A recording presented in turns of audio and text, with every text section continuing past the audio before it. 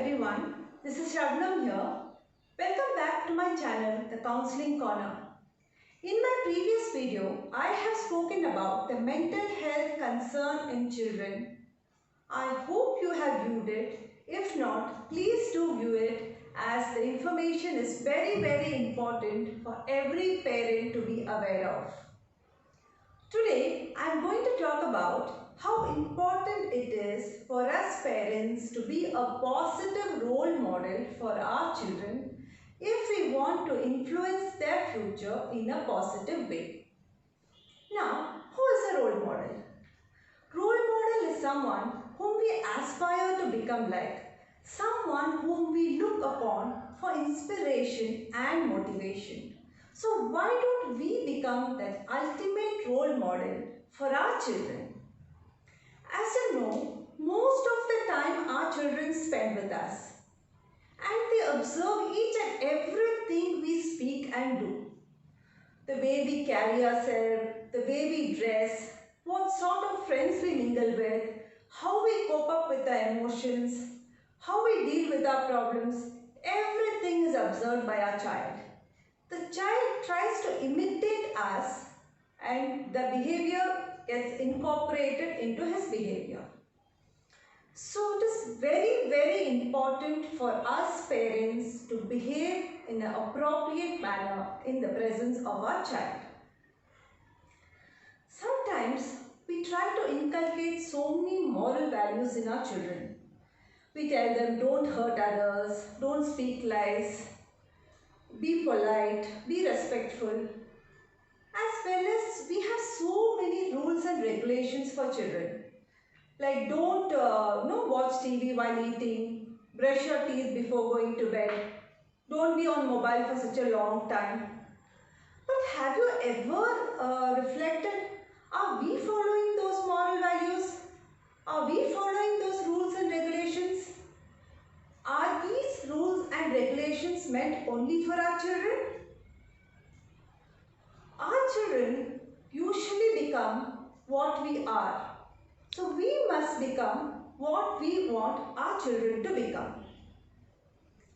If a father smokes or consumes alcohol in the presence of the child will also learn that habit.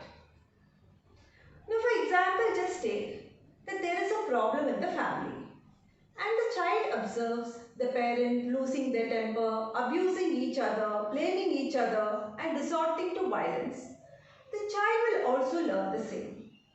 But if the child observes the parents sitting very calmly, trying to discuss with each other and sorting out the issue, the child will also learn the adaptive way of solving the problem. So just try to put a question to yourself. Am I leading the life which I want my child to lead? Or am I behaving the way in which I want my child to behave? If the answer is yes, it's absolutely fine. But if the answer is no, then you need to do something about it. Try doing some introspection, analysis about your behavior and try to find out what you have to change. Now let me just give you few examples so that you can get a better insight in what I am trying to convey to you. It was a third grade class. I was narrating a story to them. The class was very quiet and attentive. Suddenly, I heard a child crying. I turned and looked and I found a child poking himself with the pencil. I went towards them and asked what happened. Both the kids, the one who poked the other and himself as well as the other kids, started blaming each other. But luckily, I had observed what happened. I had a couple of sessions with the child who poked the other child as well as himself, and I realized the child was very poor in reading. His teacher had asked the father to ensure that he practices reading every day at home.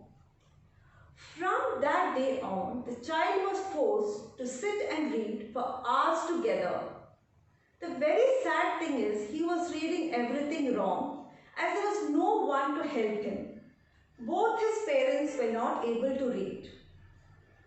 And if the child got irritated or denied to read, he was physically abused.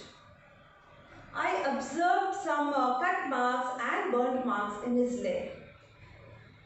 He reported that just 1 week before this incident happened, his father forced him to read and he was retaliating as he wanted to go play with his friends. His father could not control his anger. He took his hand, kept it on the table and continuously poked him. So what is happening? What the parent has done to the child is repeating the same behavior in school. So who is to be blamed? Just reflect on this. I'll give you one more example. I was sitting in my room and I found a girl suddenly barging into my room, crying loudly. I tried to calm her down and asked her what happened.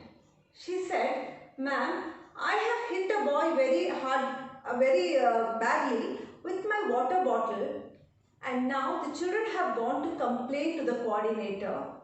So she was scared she will get into trouble." She told me, "Ma'am, if he had said something to me, it's okay. But how can he use such a word to my mother?" She said he used some Hindi foul word. She could not understand the meaning of it. She went around the entire class asking for the meaning. Few of them just laughed and few said we didn't know it. Finally, one child told her the meaning of the word. She got so impulsive, she just took a bottle, went and hit him. I then spoke to the boy, but initially he denied that he did not say anything like that. But after confronting him for quite some time, he said, "Ma'am, I'm very sorry about it. It was not intentional. It just came out of my mouth as I was in an irritated mood." So I asked him, "How can such words come out?"